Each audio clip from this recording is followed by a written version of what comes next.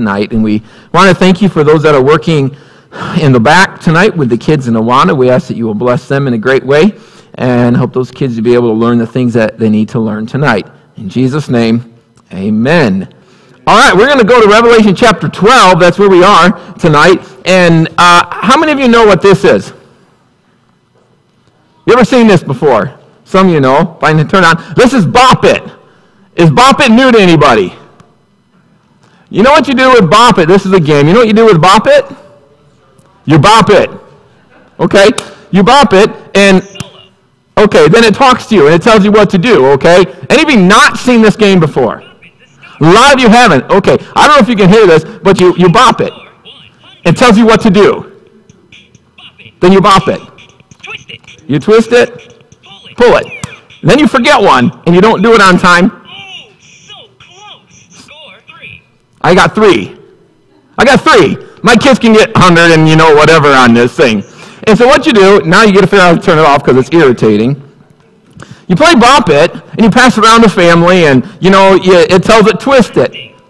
I thought I turned it off. Novice. I'm a novice. That's great. Okay, and so you got a button you pull. You twist one, and you bop it, and it tells you in different order what to do. And I know. It'll go to sleep here in a minute. But the idea is, you pass it, somebody does it, and they get a score of 75. And then the next person says, high score 75, how can you do? And the next one gets 100. It's going to sleep. That's what it said. Good. And so, the next person gets it. And so finally you get it. It says, high score 100. And then you get it, and you do like me, and I got 3. And then it gives you this very irritating noise and pretty much tells you that you are an absolute loser because you did not get the highest score on Bop It. Then you give it back to the kid, and the kid blows your score out of the water once again, okay? But the irritating thing about Bop It is irritating in many games and even some sports you can have is when you get so close to beating someone's high score. I don't know if any of you played video games. Remember in the old days, the Atari and Nintendo and stuff, and maybe you say a high score, and you're like, I just want to beat that high score, and you come so close, but you don't get it. And you're like, I was almost there. And you go away, and you feel defeated. I wasted my quarter on Pac-Man, and I didn't even win, and it doesn't give me that nice sound. You get so close, and you don't get it. Well, tonight we go to Revelation. We're going to see how the devil gets so close sometime to defeating God.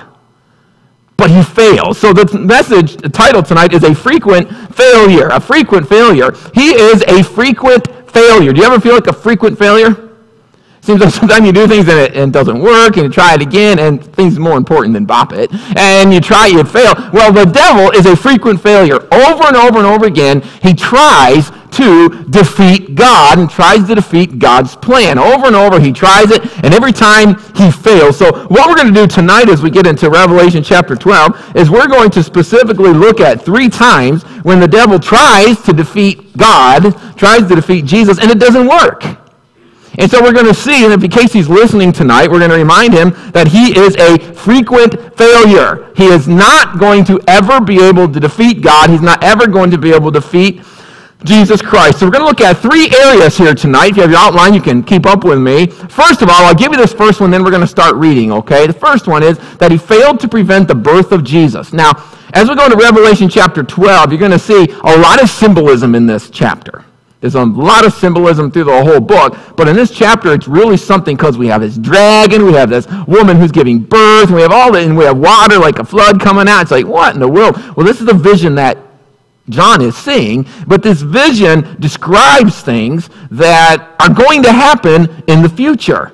And it's really not too hard to figure out what these things mean, okay? So the first thing where Satan fails is to prevent the birth of Jesus. So let's read and see how John envisioned this in his vision. And verses 1 to 5 of Revelation 12.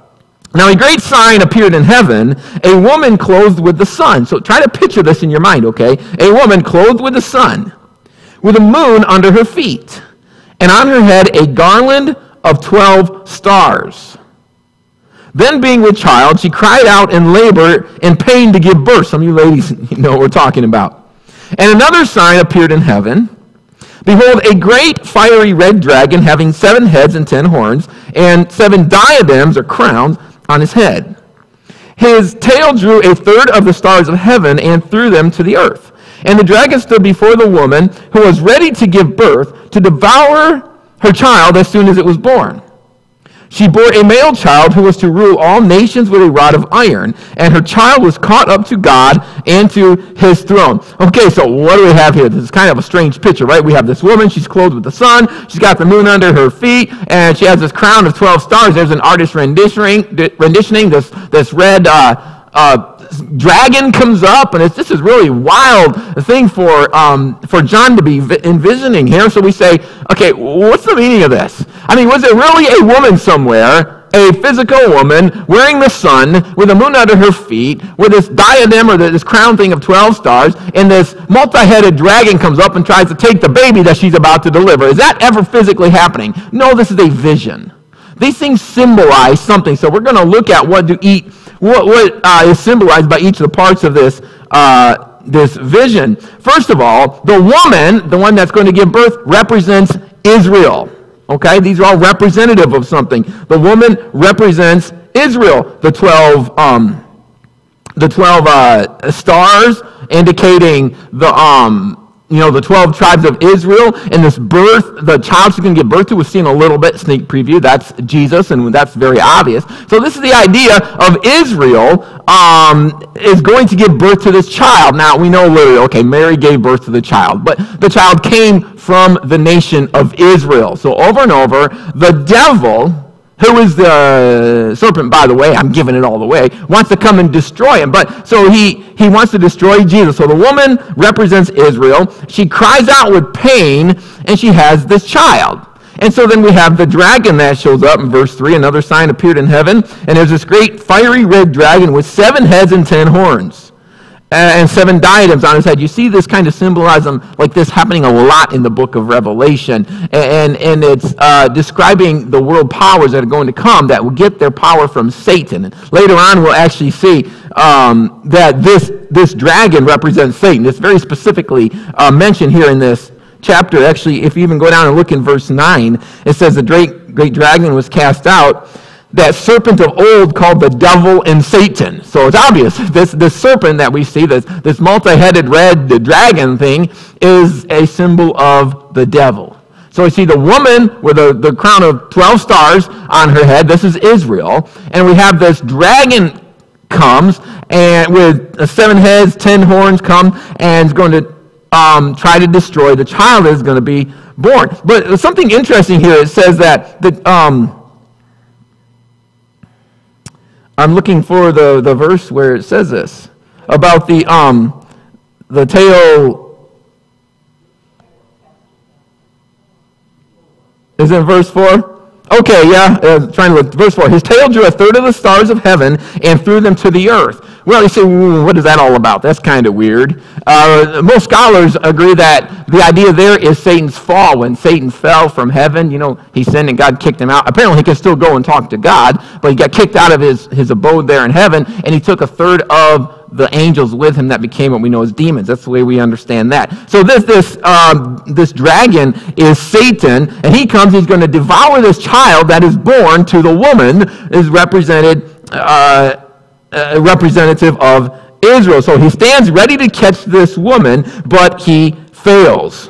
Okay? And of course the child, we have to talk about the child, is Jesus Christ. So once we understand what all of this symbolism about, the whole story begins to make a little bit of sense. It moves from this woman that's going to have this baby, and here's this weird looking beast, dragon that comes up, and and this child, what's going on here? Well, it's very, very simple. This is an overall picture of what's going on, how the devil is trying to destroy the birth of Jesus. He fights against the woman, Israel. That's happened a lot in the Bible, and even now we see, that there's an animosity toward Israel. And the thing is that he doesn't want Jesus to be born. And so he's going to fail in this. Obviously, he's going to fail in all this. But the Son, how do we know the Son is Jesus? Well, it says that he is going to rule all nations with a rod of iron. Well, who in the world does that? That's Jesus.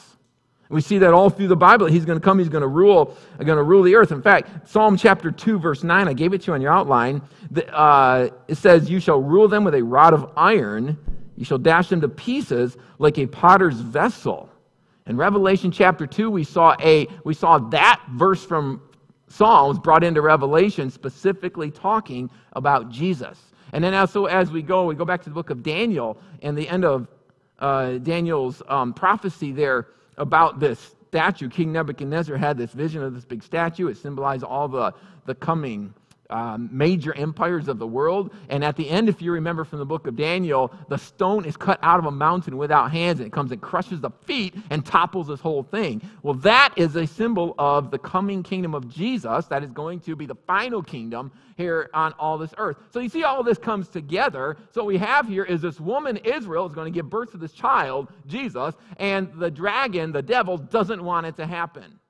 So he's standing there ready to get the baby when it's born. And that makes us think of what we talk about sometime at Christmas with the birth of Jesus and Herod. Remember Herod? He heard that there's just going to be this king born. What's the deal with that? I don't like the idea of a king. And so he had all the children 2 and under born. The baby boys that were born, he had them murdered. He had them killed. And this is just one of the devil's way of trying to get rid of Jesus. But we all know the story. Looking back on it, he fails, okay? He doesn't want Jesus to be born because if Jesus is born as a man, then he goes through life and he dies to make it possible for people to be saved, and the devil doesn't want that because he knows he's doomed forever, and he wants everybody else to be doomed forever, and doesn't want God getting any glory. And so the devil comes, and he's getting ready to catch this baby when this baby's born, and he doesn't make it. Verse 5, she bore a male child who was to rule all nations with a rod of iron. That's Jesus. And her child was caught up to God and his throne. And you see the devil saying, man, I tried. Now, this doesn't mean when Jesus was born, immediately he went up there. Really, it's skipping the whole life of Jesus. He was born. He was kept safe from Satan's attempts to destroy him. And eventually, at the end of his life, he went up to be with the Father. So what we see in this, the whole point of this is that the devil tried to stop the birth of Jesus, and he failed. Didn't work.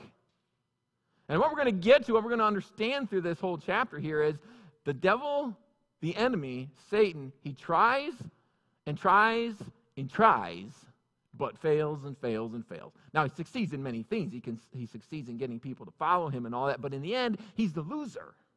In the end, he's going to lose. And the point we need to get from it all is that we need to make sure we're on the right side here, okay? Because the devil's going to lose, and God's going to win.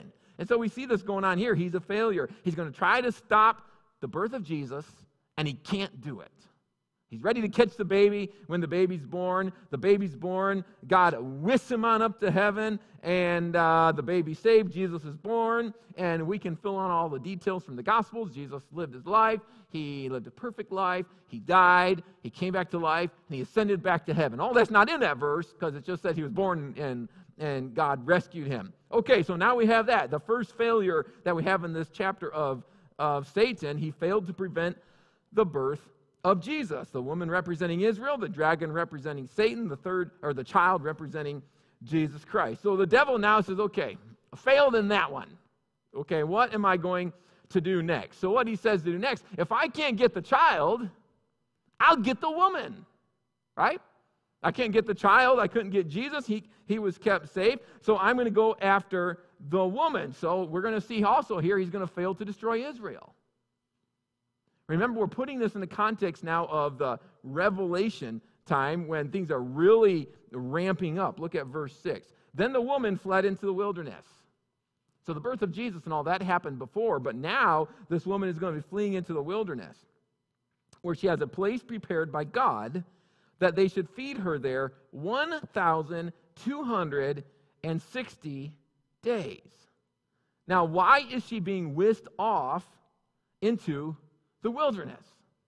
Remember, get the picture, the whole vision here. The devil's there. He's going to try to catch his baby, to try to destroy the baby. It doesn't happen. The baby's saved. So he goes after the woman. And then instead of allowing the woman, Israel, to be destroyed, she gets whisked off into a place prepared in the wilderness. Look at verse 7. We're going to see what's going on. And war broke out in heaven. Michael and his angels fought with the dragon. And the dragon and his angels fought, but they did not prevail, nor was a place found for them in heaven any longer. So the great dragon was cast out, that serpent of old called devil and Satan, who deceives the whole world. He was cast to the earth, and his angels were cast out with him. Then I heard a loud voice saying in heaven, now salvation and strength and the kingdom of our God and the power of his Christ have come. For the accuser of our brethren who accused them before God day and night has been cast down. And they overcame him by the blood of the Lamb and by the word of their testimony, and they did not love their lives to the death. Therefore rejoice, O heavens, and you who dwell in them. Woe to the inhabitants of the earth and the sea, for the devil has come down to you, having great wrath, because he knows that he has a short time. So the devil had turned to Israel at this point. I believe now we're specifically talking about the tribulation time. Part of the reason is it is so specific, 1,260 days. When it's that specific, I tend to think that it's not a generalization. Israel is going to be kept safe for 1,260 days. If you do the math, that equals to 3.5 years. So for a period of 3.5 years, the devil wants to destroy Israel. God is going to keep Israel, the Jews, safe. And there's going to be this big war that's going on as the devil's trying to destroy Israel. And it's going to be a spiritual battle with Michael, one of the great angels, fighting with the devil and his followers that he dragged out of heaven with him. And the devil is going to lose. He's going to be kicked out of heaven permanently. Right now, I believe he can go there and accuse us before God. We see that in the book of Job. But eventually, God's going to say, okay, no more down to earth. And this is in the time of the tribulation. And this is when things get really bad during that 7-year period of time, about halfway through. Okay, if you remember our tribulation time, and I don't have a picture to show you, but it's 7 years long. The first 3.5 years is relative peace. This guy we call the Antichrist comes on the scene, and he becomes a world ruler, and he makes peace with the Jews. Who knows what that's going to be all about? Maybe being able to build a temple next to the Dome of the Rock or something. Who knows? Something's going to cause peace over there. But 3.5 years into it, he's going to break his treaty with the Jews, and things are going to get bad. That's what we're talking about here. The devil's kicked out to the earth. He says, I am going to try to destroy Israel once and for all. I'm going to do something with these people. I'm going to destroy them. But he's going to fail in this again. He is kicked out of heaven. He's kicked to the earth. But God comes, and for 1,260 days, 3.5 years, God protects Israel. And when I read this, I see this quite literally. Obviously, this is a vision. You know, the dragon and the woman and all that. It's all a vision. But they represent real things here. For 3.5 years, half of the tribulation time, when things get really bad, the devil, most likely through the power of his servant, the Antichrist, is going to come and persecute the Jews so bad that they have to leave Jerusalem. And they have to run somewhere, and they have to go somewhere where it says God has prepared a place for them to be safe, and God would take care of them to protect them from the devil, who is raving mad at this point. He failed with Jesus. Now he's going to try to defeat Israel, and it's just not going to happen.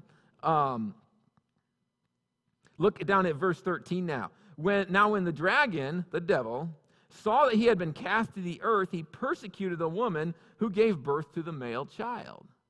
So the devil has been cast to the earth, and he persecutes the woman. That woman is Israel, remember. He persecutes this woman, but it says the woman was given 2 wings of a great eagle,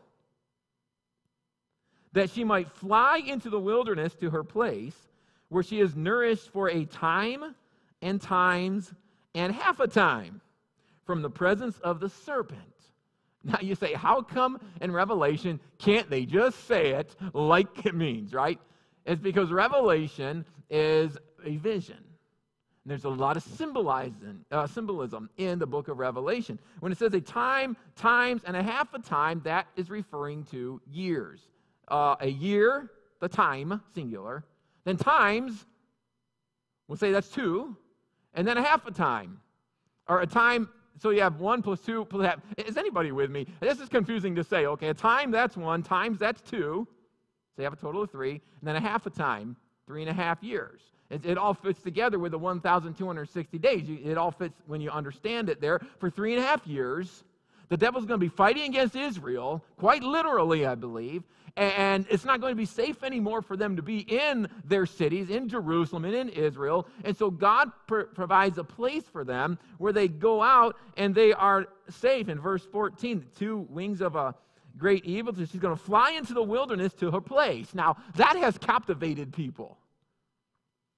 Because people who understand the book of Revelation as we do, as mostly, once you get past the first few chapters, mostly dealing with things in the future, for the most part, there's going to be the 7-year tribulation, and during this time, the Israelites are going to have to leave Israel and go out to the wilderness. Where are they going to go where God will protect them in the wilderness? Well, we don't know for sure, but there's a very interesting idea that some people have put out in a place called Petra. Anyone ever been to Petra? Petra, it's over in Jordan, and it's the coolest thing if you look at pictures of it, because it's a city carved out of a mountain. You talk about a solid house.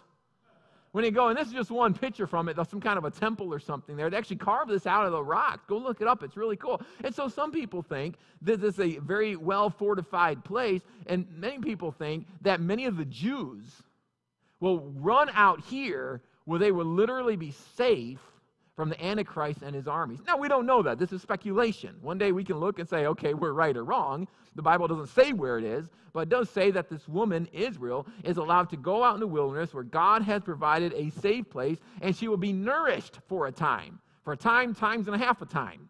1,260 days, 3.5 years. For half of the tribulation time, when it gets really, really bad, the Jews are able to go out and God takes care of them. How is that going to work? I don't know. I find this captivating. Is it possible that somehow God is going to raise up someone like a Joseph? Remember Joseph, he went to Egypt, and he knew about this coming famine. So for 7 years of plenty, they raked in a lot, and then for the 7 years of famine, they had plenty. Maybe God's going to put it in someone's heart to store up huge reserves in Petra, and so the Israelites can go there and live. We don't know. That's speculation. The Bible doesn't tell us how it's going to happen, it just says it's going to happen. Somewhere, when the devil is fighting against this woman, Israel, she's going to be able to go out in the wilderness for 3.5 years, and she's going to be kept safe. And you think of how the devil's feeling. Come on. I can't win. Trying to defeat Israel, and somehow God keeps Israel safe from him. Look at verse 15. So the serpent spewed water out of his mouth like a flood after the woman, that he might cause her to be carried away by the flood. So get the picture here that John is saying. Here's this dragon, and he's spitting, spewing great, lots of water out to try to drown the woman. Now, is this symbolism, or is there really going to be water? Again, we don't know. I think it's probably symbolism. It could be some kind of a flood, and they can go to Petra and be safe, but it might have the idea more of slander. Some people think it means that the devil's sending slander, and so to try and get people to fight against them. It could mean that he's sending armies out against them. Something is going out to try to destroy the Israelites as God is keeping them safe in the wilderness, but it said that the earth opens its mouth and swallows up this water. The devil, he says, goodness sakes, let's imagine if this is it. Imagine if God is going to bring the people to Petra. This huge mountain, and inside is get this whole city built, and they can come in there and they can live. And the devil spews out whatever it is he's spewing out, maybe armies, and he's sending them down there or something, and it doesn't work. The ground opened up and swallows this, and the picture of it's just not going to work. The devil's like, they're all cornered in one city. I ought to be able to get them. They're all in one spot, right? Because a place like that where you can be safe, it also means everybody's in one spot and they can't get out either. So the devil's like, I can finally get them, and he's going to fail. He's frequently failing because God has made promises, and he cannot defeat God's promises. So he's not going to make this one either. And I think the devil is getting, I was going to say irritated, but I would say this is beyond irritating. The water that gushes out from the dragon might symbolize the armies of the Antichrist. Go out there and destroy the Jews that are hiding out. But it doesn't work. God prohibits the devil from overtaking and destroying Israel. It won't work. It can't work. The devil cannot permanently destroy the Jews because God has made promises to them. He's made promises to them. He would love to obliterate the Jews. How many times in history have we seen that? All the way back even into Egypt. When they went to Egypt and, they were corralled there, and the Egyptians finally let them go after the 10 plagues, and they decided, hey, we're going to go get them. And you think the devil was behind that? Don't let the Israelites go free, because eventually Jesus is going to be born, and I don't want that to happen. And all through time, even in modern days, we see the Holocaust. I mean, it's too late to stop Jesus from being born, but the devil hates Israelites so much. We see the Holocaust. We see anti-Semitism. We got a lot of that garbage in the news nowadays. All this kind of stuff that's going on. The devil will do anything he can to destroy Israel, but it's not going to work. It's not going to work. On Wednesday nights, we just went through our whole study on Israel, and we saw that here's a nation that stopped being a nation for close to 2,000, over 1,900 years, or about 1,900 years, stopped being a nation. The people were scattered all over, and now they're a nation again. How does that happen? That's like impossible, okay? That stuff doesn't happen unless God happens to make promises to his people, and the devil can't defeat those promises.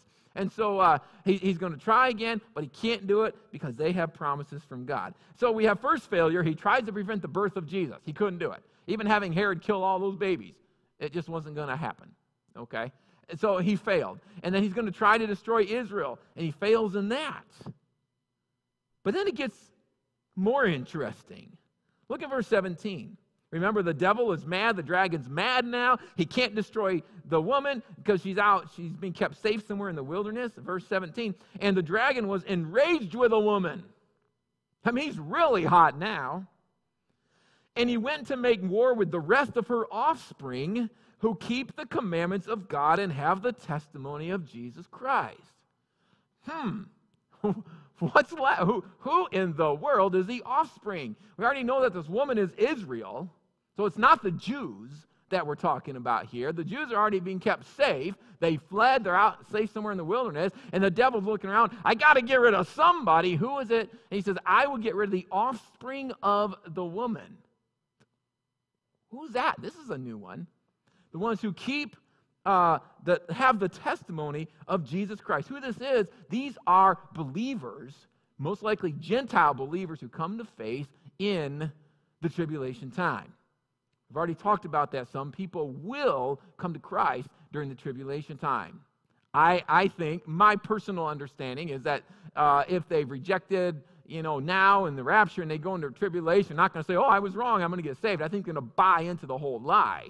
But there will be people under the ministry of the 144,000 Jewish men that are going to go out and they're going to witness around the world, and people will come to faith.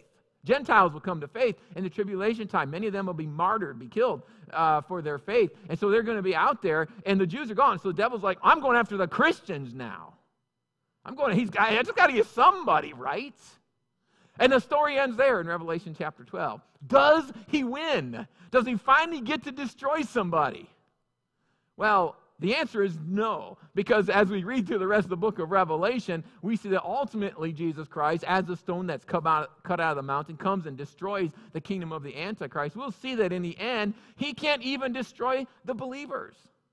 I mean, the devil is losing one thing after another. The guy can't win because he's trying to fight against God. When you fight against God, you can't win. You might have some small victories here and there, feel like it. Every time as somebody sins, like the devil's like, yeah, I'm getting somewhere. But he's not going to get there. He's not going to be able to do it because he's fighting against God. So here's our lesson, okay? We can always trust God. I mean, he's the one who won't let the devil defeat him, right? We can always trust God because not even Satan can hinder his plans. Not even the devil, with the power that he has, can hinder the plans of God. So what does it mean, though, to trust God? I mean, he's the one that's going to keep the devil at bay. The devil causes you a lot of problems, right? But God can keep him at bay. God can keep the devil failing. So we should trust God. He's the one that's got all power. Simply put, trust is obedience. We're talking about believers here. Trust is obedience. You know what? If God has that much power, then I just ought to trust that he told me the way that I should live. And I'm just going to do things his way, even if I don't understand it. Why would I do things his way, even when I don't understand? Because if he's got the power to defeat the devil like that, then he knows a thing or two. Every time that we sin, every time we decide, I know what's right, but I'm going to do the wrong thing, it's like trying to give the dragon a little help in his fight against God. But he's going to lose. So the question we have is, what side are we going to be on? The winning side? The losing side? So as you go out through this week, Maybe you want to keep this in your mind. Keep this vision of the dragon and the woman and fighting against the believer and say, you know what? I want to do what's right because I want to be on God's side in the end. Let's stand together, if you will. Stand with me, please. We're going to have a word of prayer. We're going to end this service. Father, we thank you tonight for the opportunity to be here, and thank you for the vision that we have of the time that's coming in the future, and we want to ask that we will always be on the winning side. God, we thank you that we don't have to worry in the end about the enemy because he is going to fail. We see it over and over here, especially in the book of Revelation chapter 12. Help us to serve you this week as you deserve. In Jesus' name, amen. All right, I'll see you Wednesday night.